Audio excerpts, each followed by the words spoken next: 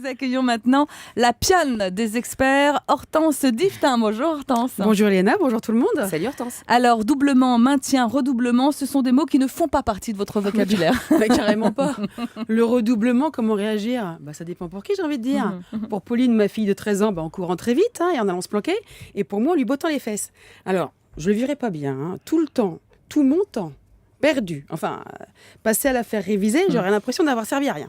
Parce qu'en fait, moi, je vois à la maison, quelque part, Pauline a redoublé toutes ses classes. Quand on sait que l'on refait tous les soirs le boulot de la journée et que pendant les vacances, c'est la même, ça s'appellerait plus doubler, mais tripler sa classe. Alors, ça serait un peu malheureux qu'elle n'y arrive pas. Ou j'aurais l'impression d'avoir pondu une truffe. Non, surtout. Et surtout pas, ouais. Surtout pas moi. C'est pas possible. Surtout quand on voit le niveau, franchement. C'était mieux avant. Quand on entend que des élèves qui rentrent en fac sont obligés de prendre des cours d'orthographe. Excusez-moi. Ça fait peur.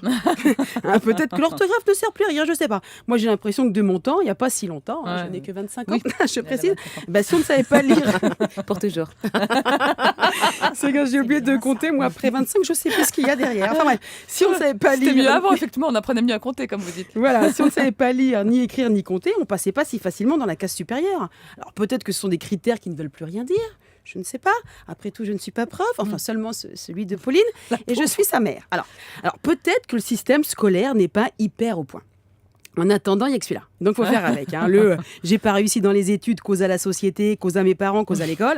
Alors, c'est dommage. Mais en attendant, quand il faut trouver du boulot, votre futur patron, il n'en a rien à faire de vos problèmes existentiels.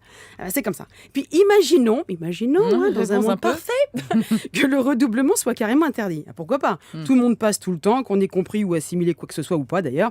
Moi, je me dis, soit l'élève qui a décroché depuis 2 ans, à moins de se révéler être Einstein. Pourquoi pas, on peut toujours rêver. Et c'est vrai que le parent est extrêmement rêveur quant aux réelles capacités intellectuelles de son enfant. Celui-là, à moins de se réveiller et dire « Oh, j'ai tout compris, tout va bien », il est foutu.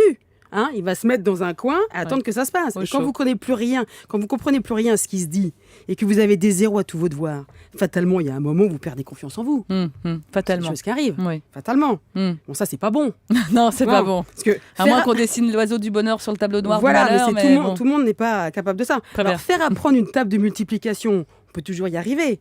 Même par la force ou la violence, s'il y a besoin. Je plaisante, quoi. En cognant Julien, du coup, j'adore. Mais redonner confiance à quelqu'un.